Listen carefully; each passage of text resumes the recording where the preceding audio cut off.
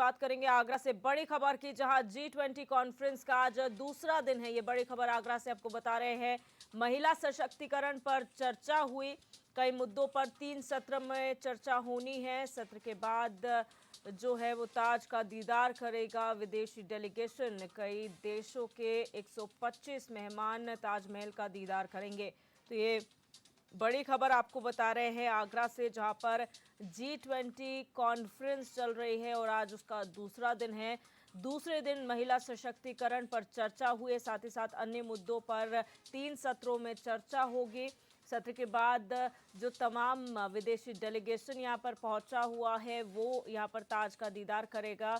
आपको बता दें, कई देशों के 125 मेहमान हैं जो ताजमहल का दीदार करेंगे। कामरान वारसी हमारे संवाददाता हमारे साथ इसी खबर पर जुड़ चुके हैं। कामरान, जो G20 आज कॉन्फ्रेंस हो रही है, दूसरा दिन उसका है, क्या कुछ आज के दिन हुआ है, किन मुद्दों पर चर्चा हुई है? बिल्कुल, देखिए सुबह से ही G20 की जो कॉन्फ्रेंस है वो चल रही है। आज लगभग 4 सत्र जो है सम्मेलन में हुए, उस पर तरह तरह के मुद्दों पर बड़ी गंभीर चर्चाएं हुई। सबसे बड़ा इसमें जो मुद्दा था वो महिला सशक्तिकरण का था, क्योंकि जिस तरह से कई सारे देशों में, और ये मान लीजिए हर एक कार्य क्षेत्र में महिलाएं अब बहुत आगे हैं।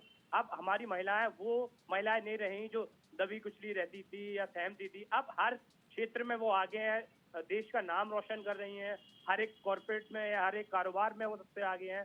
तो सबसे ज्यादा जो सबसे बड़ा मुद्दा इस कॉन्फ्रेंस में था वो इंटरनेशनल बहुत ज्यादा मुद्दा इस पर चला कि महिलाओं का सशक्तिकरण कैसे है, महिलाएं कैसे खुद को और बेहतर से बेहतर कर सके।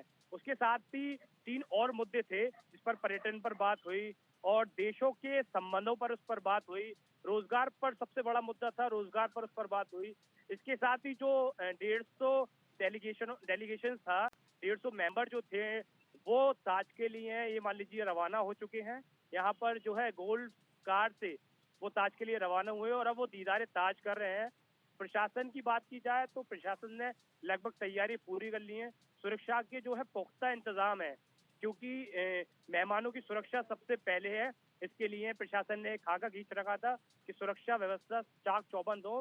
तो वो ताज का जो है दीदार लगातार कर रहे हैं। मेहमानों को साफ तौर पर जो छवि है आगरा की वो बहुत भाई है, क्योंकि जिस तरह से पिछले कई दिनों से प्रशासन और राज्य सरकार ने जो तैयारियां की थी वो कहीं ना कहीं उससे जो डेलीगेशंस है वो संतुष्ट नजर आया। इसके साथ ही अब उसके ताजमहल को देखने के बाद वो आगरा किला भी देखेंगे और कल 13 फरवरी को वो अपने अपने देशों के लिए रवाना हो जाएंगे।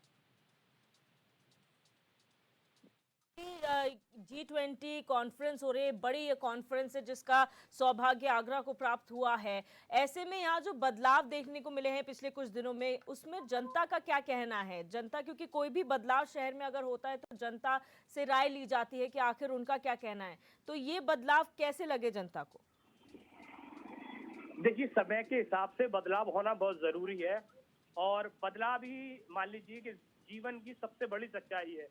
जब तक कई सारी चीजों पर बदलाव नहीं आएगा तो ये मान लीजिए हम लोग आगे नहीं बढ़ सकते हैं। हाँ, ये कहीं ना कहीं कह सकते हैं कि आगरा की जो सूरत जो नजर आ रही है वो काफी खूबसूरत नजर आ रही है, क्योंकि साफ सफाई बहुत ज्यादा हो गई है। तमाम सारी जो सड़कें सालों से टूटी पड़ी थी वो भी सही कर दी गई हैं और कुछ मॉन्यूमेंटों को और सुधारा गया है।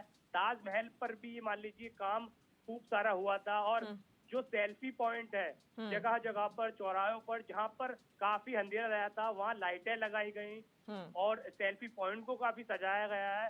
तो तमाम सारी जिला प्रशासन ने जो है सूरत बदलने की कोशिश तो यहाँ आगरा की है। हालांकि इससे पहले डोनाल्ड ट्रम्प आए थे, तब भी आगरा को काफी दुल्हन की तरह सजाया गया था, लेकिन बड़ी विडंबना रही कि उसके बाद स्थिति बद से बदतर हो गई। जैसी की तैसी थी वैसी ही रह गई। लेकिन अब कमिश्नर आगरा ने भी आदेश दिया है कि सड़कों को कोई खोदेगी नहीं, कोई प्राइवेट कंपनी सड़कों को नहीं खोदेगी। अगर वो खोदती है तो उसके खिलाफ कार्रवाई की जाएगी। तो मान लीजिए कि अब सूरत बदल गई है, चीजें बदल गई हैं। अब मेहनत इस पर करनी है कि शहर जैसा अब सुंदर नजर आ रहा है वैसा ही वो बाद में नजर आए।